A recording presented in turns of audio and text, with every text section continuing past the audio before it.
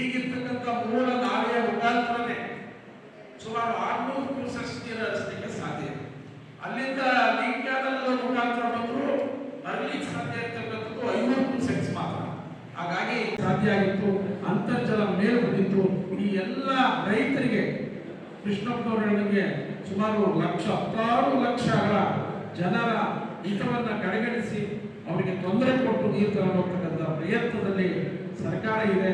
ಅದನ್ನ ಮಾನ್ಯ ಶಾಸಕರು ಅಥವಾ ಇದರಿಂದ ಏನಾಗ್ತದೆ, ಅಪಾಯಗಳೇನಿದೆ ಅಥವಾ ಏನಾಗೋದಿಲ್ಲ ಅಂತಕ್ಕಂಥದ್ದನ್ನು ಹೇಳಲಿಕ್ಕೂ ಜಿಲ್ಲಾಡಳಿತ ಸರ್ಕಾರ ತಯಾರಿಲ್ಲ. ಅಂದ್ರೆ ಇದೊಂದು ರೀತಿಯ ಸರ್ವಾಧಿಕ ಸಂಘಟನೆಗಳನ್ನ ಹತ್ತಿಕ್ಕಿ ರೈತರನ್ನ ಚದುರಿಸ್ತಕ್ಕಂಥ ಒಂದು ಕೆಲಸವನ್ನ ಮಾಡಲಿಕ್ಕೆ ಹೊರಟಿದ್ದಾರೆ.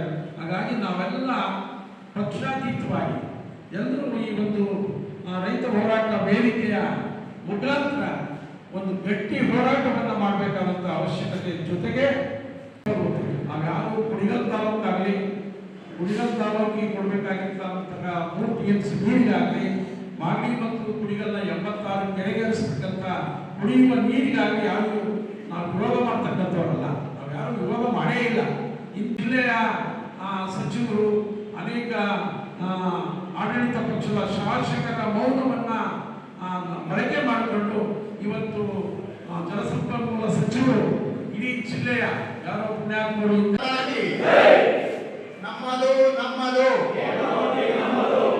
ಮುಖಾಂತರನೇ ನೀರು ತಗೊಂಡು ಹೋಗ್ಬೇಕು ಅಂತ ಹೇಳಿ ಈ ಹಿಂದೆ 2019ರಲ್ಲಿ ಸಂಬಂಧಪಟ್ಟಂತ ಈ ಇಲಾಖೆನೆ ಆದೇಶ ಮಾಡಿದೆ.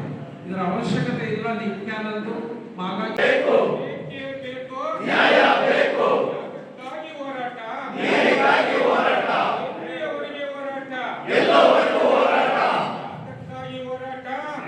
ನಾವೆಲ್ಲ ಇಷ್ಟೆಲ್ಲ ಏನ್ ಮಾಡ್ತಾ ಇದೀವಿ, ಒಂದು ರೀತಿ ನೋಡಿದ್ರೆ ಅರ್ಥ ಇಲ್ಲಿ ತನಕ ಮಾಡಿದೀವಿ, ಒಳ್ಳೆದೇನೆ. ಆದ್ರೆ ಮುಂದಿನ ದಿನಗಳಲ್ಲಿ ಏನ್ ಮಾಡ್ಬೇಕು, ಕಾನೂನು ರೀತಿಯ ಹೋರಾಟ.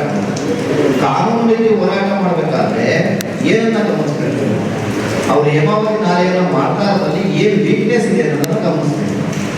ಏನ್ ವೀಕ್ನೆಸ್ ಇದೆ? ಟ್ರಿಬ್ಯುನಲ್ ನಲ್ಲಿ ಮೊದಲು ಈ ಚಾನಲ್ ಮಾಡಬೇಕಾದ್ರೆ ಎಲ್ಲಿಗಾಗಿ ಚಾನಲ್ ಮಾಡಿತ್ತು, ಯಾವ ಪ್ರದೇಶಗಳಿಗೆ ನೀರಾವರಿಗಾಗಿ ಚಾನಲ್ ಪರ್ಮಿಷನ್ ಕೊಟ್ಟಿದೆ ಟ್ರಿಬ್ಯುನಲ್. ಮೂಲ ಚಾನಲ್ ಅನ್ನ ಬೈಫರ್ಕೇಶನ್ ಮಾಡಕ್ ಪರ್ಮಿಷನ್ ಇದೆಯಾ ಇಲ್ವಾ, ಹೆಂಗ್ ಪರ್ಮಿಷನ್ ತಗೊಂಡು ಯಾವ ರೀತಿಯಾಗಿ ಅವರು ಬೈಫರ್ಕೇಶನ್ ಮಾಡ್ತಾ ಇದ್ದಾರೆ ಅನ್ನೋದನ್ನ ಗಮನಿಸಬೇಕಾಗುತ್ತೆ. ಅದ್ರೊಳಗೆ ಅವ್ರದ್ದು ತಪ್ಪಾಗಿದೆ. ಕುಣಿಗಲ್ ಹೋಗ್ಲಿಕ್ಕೆ ಚಾನಲ್ ಏನಿದೆ ಅದನ್ನ ಹೋಗ್ಬೇಕು, ಮಧ್ಯೆ ಏನು ಬೈಫರ್ಕೇಶನ್ ಆಗಬಾರ್ದು ಅಂತ ಇದೆ ಅದನ್ನೆಲ್ಲ ಗಮನಿಸ್ಬೇಕು.